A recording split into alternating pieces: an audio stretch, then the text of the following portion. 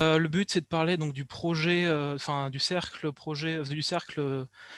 donc sur Vénus. Donc pour l'instant, il n'y a pas de projet derrière, mais le but, en fait, c'est justement de vous donner envie de venir nous rejoindre et de proposer des projets à développer.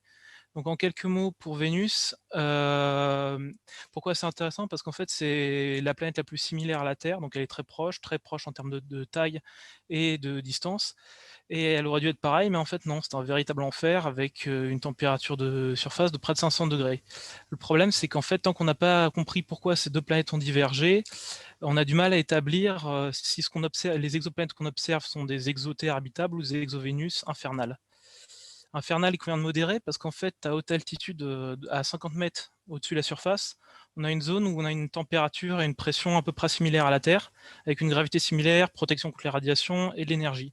Donc, à condition de pas d'imaginer une vie sans surface, je sais que c'est assez compliqué, mais on peut. À condition d'imaginer ça, on pourrait vivre dans les nuages. L'autre fait qui a propulsé donc l'étoile du Berger comme superstar des planètes ces derniers temps, c'est la découverte, enfin, il faut mettre beaucoup de guillemets, je pense que vous avez vu le point d'interrogation, c'est la découverte de phosphine sur Vénus. Donc en fait, la phosphine, c'est une substance, pour l'instant, on n'a pas d'autre explication que la vie pour expliquer sa présence sur une planète tellurique.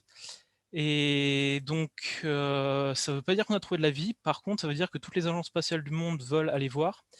Et donc, ça crée une nouvelle course à Vénus. Et donc, en fait, le but du projet de Cercle, c'est de vous proposer d'y participer à cette course. Donc, déjà, la première chose à dire, c'est que explorer Vénus, c'est pas en opposition à explorer les autres planètes. Je pense qu'on en a assez parlé ici. L'astronautique, c'est des briques de technologie. On se pose des défis, on développe des briques pour y répondre. Et ces briques sont communes, donc que ce soit pour Vénus, pour la Lune, pour Mars et aussi pour la Terre, car vivre dans un environnement vénusien, c'est vivre à l'opposé de ce qui se fait sur Terre niveau pollution. Si on doit réutiliser CO2, ce genre de choses. Aussi, l'avantage de Vénus, c'est que on a assez peu de projets sur lesquels se baser. Donc en fait, on est obligé, pour la spatiale habitée, on est obligé de partir de zéro et de tout inventer par soi-même. Ça, c'est pour l'habiter. Par contre, pour le robotique, on a beaucoup plus d'infos. On peut faire des missions très simples. Vu que l'environnement atmosphérique est très habitable, on peut simuler des ballons et faire des missions très simples avec juste une dizaine de kilos disponibles. On peut faire quelque chose d'assez soft et envoyer un ballon sur la planète. Après, on a l'avantage à Fédération d'avoir souvent des membres de la 3AF qui passent et qui ont un projet en fait de retour d'échantillons dans lequel il faudrait qu'un drone vienne rejoindre un ballon atmosphérique, se mettre en vol stationnaire l'un par rapport à l'autre pour transférer des échantillons de l'un à l'autre. Donc ça, je vous laisse imaginer tout le travail de développement, de prototypage qu'il y a à faire dessus.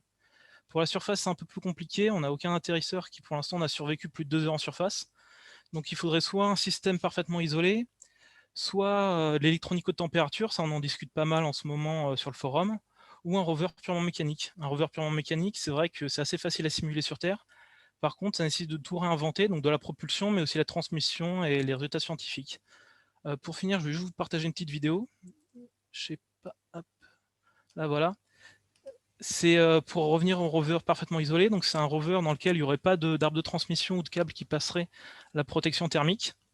Et donc voilà, ça c'est juste un essai fait avec une voiture télécommandée et une boîte de cassoulet pour le premier essai, puis une boîte de chocolat.